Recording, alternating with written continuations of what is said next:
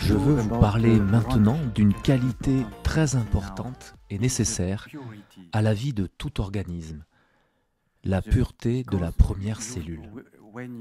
Quand vous regardez l'œuvre de Raël pendant 50 ans, vous ressentez la qualité de son être, la pureté de son message et de celle de la première cellule qu'il a mise en place pour permettre le démarrage du mouvement raélien. Toute première cellule doit absolument être pure pour que l'organisme ou l'organisation qui en découle soit viable. Dans l'histoire de Raël, au démarrage du mouvement, il y a deux événements clés qui illustrent la pureté du messager et montrent qu'il est bien le dernier des prophètes. Le premier événement concerne la publication du premier livre. Raël aurait pu faire publier son ouvrage par un éditeur important et reconnu, mais tous ceux qu'il a contactés lui demandaient de modifier certains passages pour que cela soit plus vendeur. Il a toujours refusé, ce qui l'a amené à publier le livre par ses propres moyens, à compte d'auteur. Ceci pour préserver la pureté du message. C'est là la preuve que pour lui, l'intégrité du message est plus importante que des considérations commerciales. Ce fut un événement clé de l'histoire de notre mouvement. Il y a un autre événement, peut-être encore plus important, qui démontre que Raël est le véritable prophète et qui met en évidence la pureté de son être. Pour cela, je laisse celui qui a vécu l'événement vous le raconter, Jean Garry, le premier disciple de Raël. Raël m'a dit quelque chose qui m'a impressionné beaucoup à l'époque. Il m'a dit, Jean, et j'étais jeune, j'avais, je pense, à l'époque 27 ans, tu vas aller au MADEC, à l'Assemblée Générale annuelle de ce mouvement, et tu vas complètement changer l'image du MADEC au risque de perdre tout le monde. Et il y avait à peu près 1 millier de personnes, je pense, à l'époque au MADEC. Et j'arrive à Paris.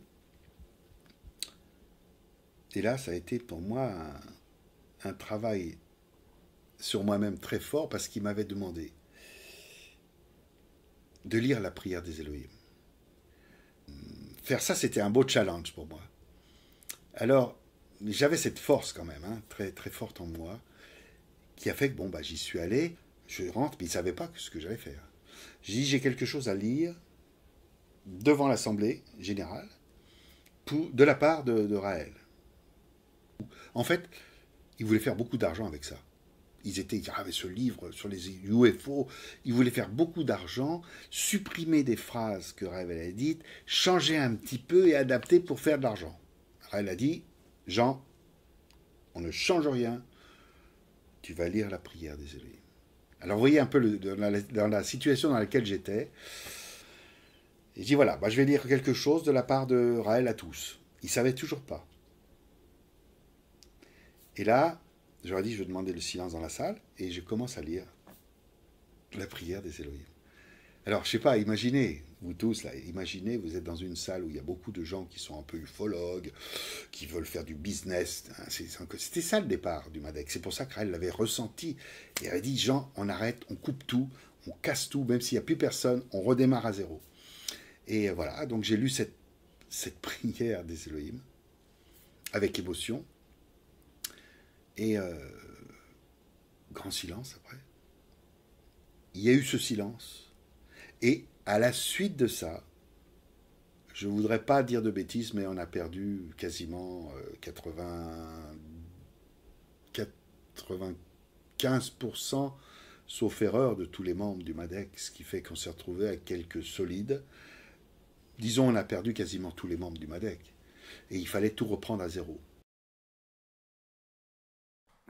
Combien de responsables d'organisations auraient sacrifié 90% de leurs membres pour préserver l'intégrité de leur mission? C'est pour moi l'événement qui montre de façon flagrante qui est Raël.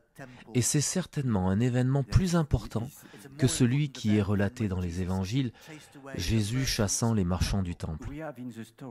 Il y a, dans l'histoire du mouvement, beaucoup d'autres événements qui illustrent la pureté du messager. Je vous laisse les découvrir. Et je veux insister sur l'importance de la pureté des premiers Raéliens. Regardez les photos des premières personnes qui ont rejoint Raël. Au-delà du fun de les voir, au-delà du plaisir de les voir, il y a maintenant près de 50 ans, le plus important est de fixer leur regard. On voit dans leurs yeux le reflet de la pureté du messager. Vous comprenez maintenant qui est véritablement Raël et ressentez la pureté de son être. La pureté est une des qualités dont l'humanité a le plus besoin actuellement.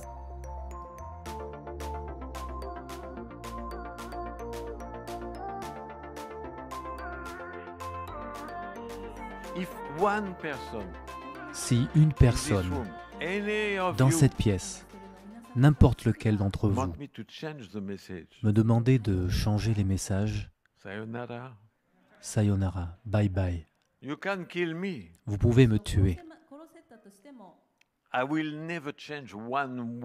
Je ne changerai jamais le moindre mot des messages.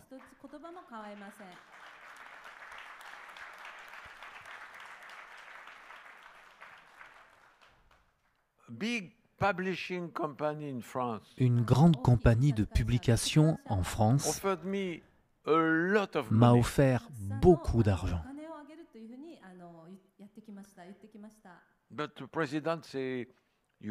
Mais le président m'a dit, vous gardez le message, mais vous changez le nom Elohim par Dieu.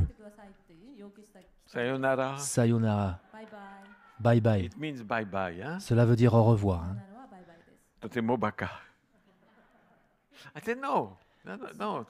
J'ai dit non.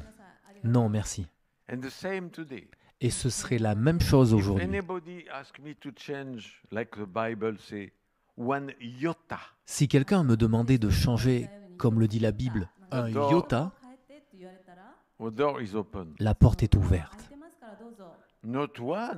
Pas un seul. Même si vous tous,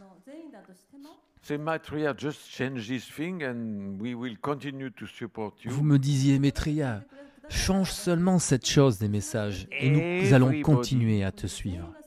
Tout le monde ici, sayonara, bye bye. Je ne changerai jamais un iota. Soyez sûr de cela. Avec moi et entre vous.